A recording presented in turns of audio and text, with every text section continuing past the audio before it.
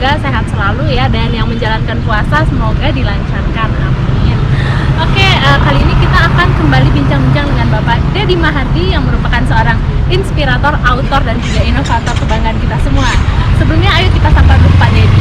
Halo Pak Deddy, gimana kabarnya Pak? Baik, Bima bagaimana? Alhamdulillah baik juga nih Pak. Sore ini kita mau bincang-bincang apa nih Pak? Ya, bincang apa ya? Kayaknya saya lagi nggak ada ide nih. Bima ada ide? Oh, masa sih nggak ada ide Pak? Bapak kan Ya. inspirator yang udah ulung nih, udah banyak berbicara tentang banyak hal gitu. Masa nggak ada ide Pak hari ini? Ya, ini kebetulan kan kita lagi di Pantai Ancol ya. Karena kalau kita bicara tentang pohon kelapa, yang di belakang kita banyak pohon kelapa. Oh, Jadi kita bicara tentang filosofi kelapa. Gitu. oh gitu. Oke, boleh. Nah, kenapa nih mau bahas tentang kelapa Pak? Ya, kenapa kita bicara tentang kelapa? Karena kelapa ini adalah lambang dari sebuah pohon yang semua bagian pohon itu bermanfaat. Oke, mungkin ada cerita nih Pak, pengalaman tentang kelapa yang Ya. menarik. Bicara tentang pohon kelapa, saya punya 3 kisah menarik ya. Waktu kecil dan setelah saya dewasa. Waktu saya kecil, saya sering disuruh ibu saya untuk mengumpulkan kelapa ya, itu ratusan. Oh, Lalu mengupasnya. Kebetulan kakek punya kebun kelapa yang ditinggalkan buat keluarga. Sehingga kita dalam periode tertentu itu kita manjat kelapa pakai beruk ya, pakai monyet besar itu. Lalu kita kumpulkan dan kita kupas. Lalu ya pengalaman saya itu ratusan kelapa waktu saya masih sekolah SD kalau nggak salah. Harus saya kumpulkan dari kebun ya, ada hutan-hutannya, lalu saya kupas untuk dijual ya. Lalu yang kedua tentang kelapa ini, saya punya cerita juga. Apabila hujan turun ya, ada angin gitu, itu banyak dahan-dahan dan pelepah pohon kelapa itu jatuhan.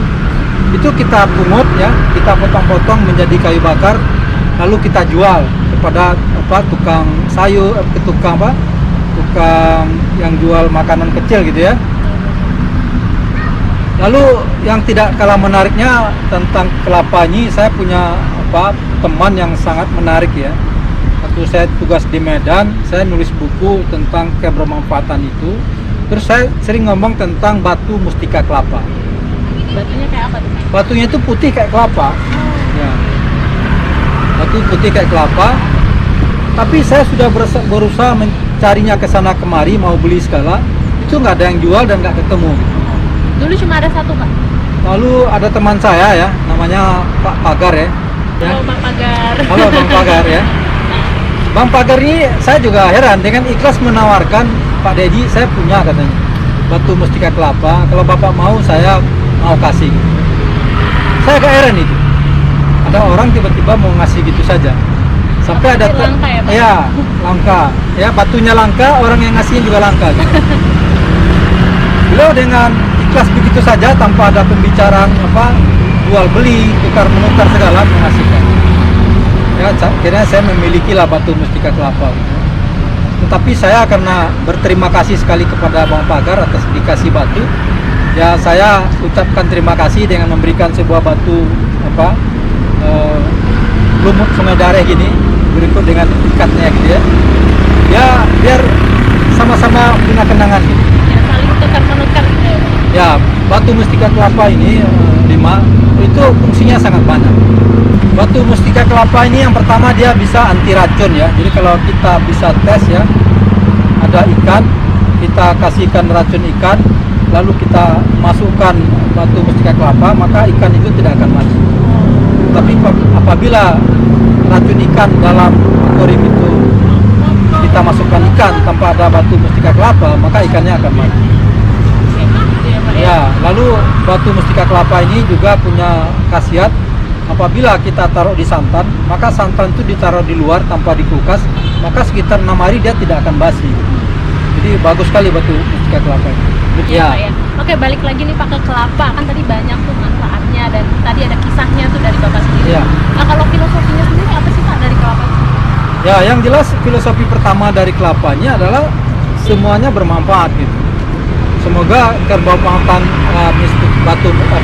kebermanfaatan kelapa ini dapat jadi teladan buat manusia bahwa selama hidupnya sedapat mungkin berbuatlah yang bermanfaat atau menjadi sosok yang bermanfaat buat orang lain. Oke, kemudian apa lagi nih Pak? Lalu filosofi kedua dari pohon kelapa ini. Pohon kelapa ini sangat tinggi, menjulang tinggi, ya.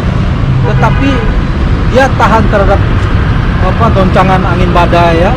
Kuat. Ya, pondasinya juga tidak terlalu menyita tempat, cuma kuat terhadap godaan, terhadap guncangan dari angin badai atau dari luar. Kemudian apa lagi nih Pak?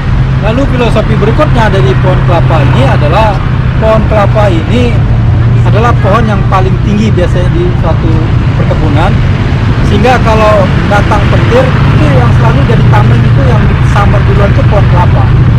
Sehingga bisa kita artikan pohon kelapa itu menjadi pelindung buat pohon lainnya. Sifat-sifat nanti bisa diibaratkan seperti kelapa gitu ya Pak? Ya, harus melindungi gitu ya, harus menjernihkan, membuang yang busuk gitu. Punya banyak manfaat untuk sekitarnya gitu Ya. ya Pak ya. Kemudian apa lagi nih Pak filosofinya? Kemudian berikutnya pohon kelapa ini punya sifat ya, kalau apabila buahnya ada yang busuk itu dia akan jatuh dengan sendiri. Sama kayak dahan tadi ya, dahan yang kering itu, yang kotor itu, dia akan jatuh dengan sendirinya. Lalu filosofi berikutnya dari kelapa ini mudah beradaptasi, bisa tumbuh di pantai ya kayak kita lihat itu, dan bisa juga tumbuh di gunung. Sehingga pohon kelapa ini patut ditiru, mudah hidup di mana saja. Seperti kita sebagai manusia juga harus bisa beradaptasi gitu ya Pak ya. Walaupun kita berada bukan lingkungan yang beradaptasi sama kita gitu ya. Ya. Kita yang harus beradaptasi. Jadi mungkin ada lagi Pak, kita ngomongin kelapa nih jadi haus mungkin ya teman-teman yang dengar.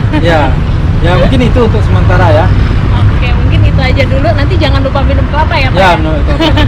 Oke teman-teman, sampai di sini aja dulu bincang-bincang kita, karena sebentar lagi kita akan berbuka puasa ya Pak dengan kelapa yang tadi kita bahas. Dan dari perbincangan kita ini mungkin ada beberapa hal yang bisa kita ambil ya Pak ya. Ya. Sebagai manusia mungkin kita bisa mengambil beberapa sifat-sifat dari kelapa, seperti tadi bisa beradaptasi dimanapun kita berada, kemudian juga mempunyai manfaat bagi lingkungan sekitar gitu. Oke Bapak, terima kasih untuk Sama-sama. bincang-bincang sorenya, semoga puasanya selalu lancar ya Pak ya. Oke, selamat sore teman-teman, sampai jumpa di bincang-bincang selanjutnya. Salam Inspirasi.